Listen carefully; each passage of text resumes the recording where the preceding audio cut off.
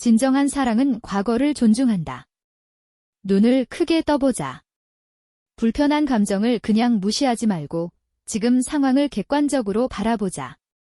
진정한 사랑은 고통과 불편함이 아니라 행복과 기쁨으로 우리를 채워준다. 진정한 사랑은 과거를 존중한다.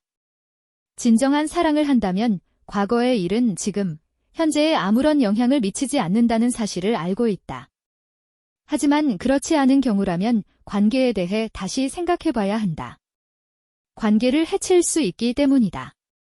많은 커플이 과거를 계속 돌아본다. 함께 하지 않았던 시간, 심지어 함께 했던 과거를 돌아볼 때도 있다. 하지만 이로 인해 관계가 망가질 수 있다. 이것이 오늘의 주제이다. 이런 관계가 왜 진정한 사랑이 아닌지 알 수 있을 것이다. 어떤 관계에 있어서든 우리가 기억해야 할 점이 있다면 실수는 그냥 과거에 머물러 있다는 사실이다.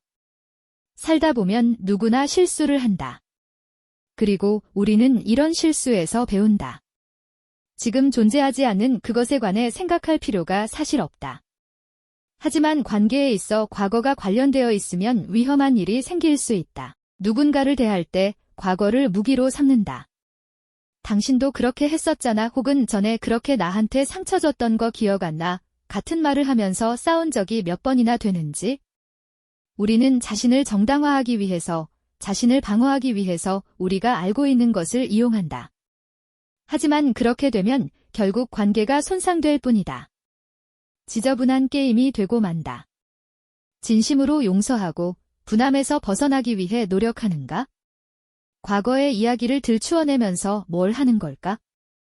진정한 사랑은 과거를 비판하지 않는다. 진정한 사랑은 결코 나의 과거를 판단하거나 비판하지 않는다. 만약 과거를 판단하거나 비판한다면 그냥 당신을 조작하고 모욕하려는 것일 뿐이다. 당신을 위해서야 변해야 해, 저렇게 하면 아무것도 못할 거야, 이런 말을 하는 사람들은 파트너를 완전히 받아들이고 있지 않다는 것을 뜻한다. 진정한 사랑은 완전히 수용한다. 우리는 결코 타인을 변화시키려 해서는 안 된다. 그리고 과거에 그들이 뭘 했는지는 생각하지 않는 게 좋다. 정서적으로 의존하면 이런 것들을 알아차리지 못하게 될 수도 있다. 상대가 나를 조종하려고 한다거나 하는 등을 말한다. 무작정 사랑을 얻기 위해 가면을 쓰고 행동하는 사람들도 있다. 이런 경우 우리는 객관적으로 볼 수 없을 것이다. 이런 경우 다음의 질문을 해보자. 있는 그대로의 내 모습이 부끄러운가? 내 파트너가 원하는 모습대로 변화하고 싶은가? 뭔가 잘못 말하고 있다고 느끼는가? 이런 질문에 대한 대답이 예라면 그 관계는 진정한 사랑이라고 볼 수 없다. 진정한 사랑은 상처를 주지 않는다. 진정한 사랑인지 아닌지는 상처받고 있는지를 보면 알 수 있다.